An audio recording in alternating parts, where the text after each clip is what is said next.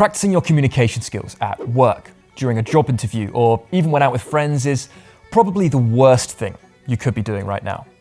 I'm not only going to tell you why that's the case, but I'm also going to share with you the much easier method that myself and thousands of others across the world have been doing instead. We should all want to improve our communication. It's the number one skill that employers are looking for, and it's also super important for our social lives, for building healthy, lasting relationships. Now, I know what you're all thinking. Communication, by nature, it's a social activity. But that doesn't mean you should practice it socially. Think about it. If you want to improve in any other skill, it's a given you have to repeatedly practice to make any significant progress, especially in the areas you're weaker at. For instance, if you're a rugby player and you have a weak kick, you might want to spend whole sessions just working on that.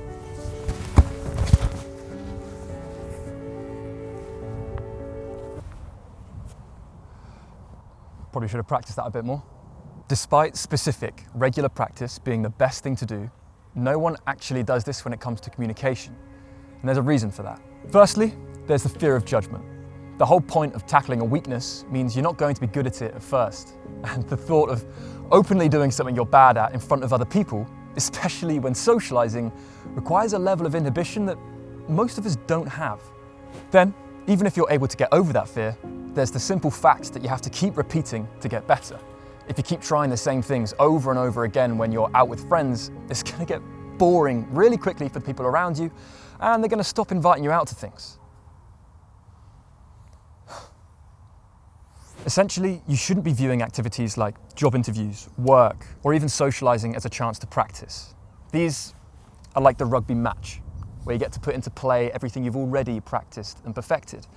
You should be having fun when socializing, not worrying if your body language could have been more confident.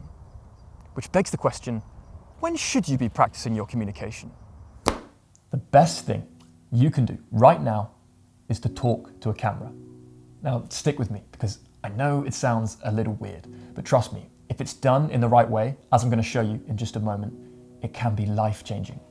The perfect example of this is actually my brother, Thomas. Now, he will be the first to admit that when he was 20, he wasn't the most natural communicator. Hi, it's Tom here, and I'm just doing my first video blog to practice my expressing myself. But he was trying to start a business and realized if he didn't do something to improve his communication, he was never going to succeed. So he decided to start talking to the camera every day. I remember thinking it seemed pretty weird at the time, but as time passed, I saw the difference it made.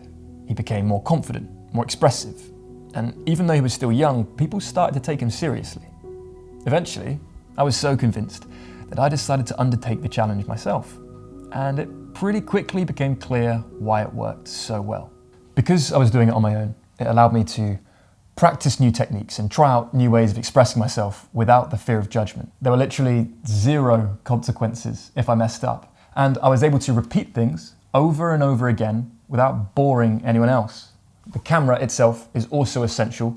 If you're just talking to an empty room, it can be hard to tell where you're going wrong. When I was filming myself, I realized I had a lot of bad habits that I had no idea about. I said and like, a lot more than I thought I did. And I was also way less expressive than I thought I was. But by talking to the camera and then reviewing the footage, I was able to take note of all of that, set myself focused targets that I could consistently work on. And then an added bonus is it's extremely encouraging to see the progress you're making. It makes me feel great and it helped keep me on track. If you find yourself wanting to give this a go, don't click off quite yet, as I've got 2 very quick tips that are going to be important to keep in mind if you want to improve fast. When speaking to the camera, push through mistakes. Get used to telling a story or making a point in its entirety. Don't just stop and start again.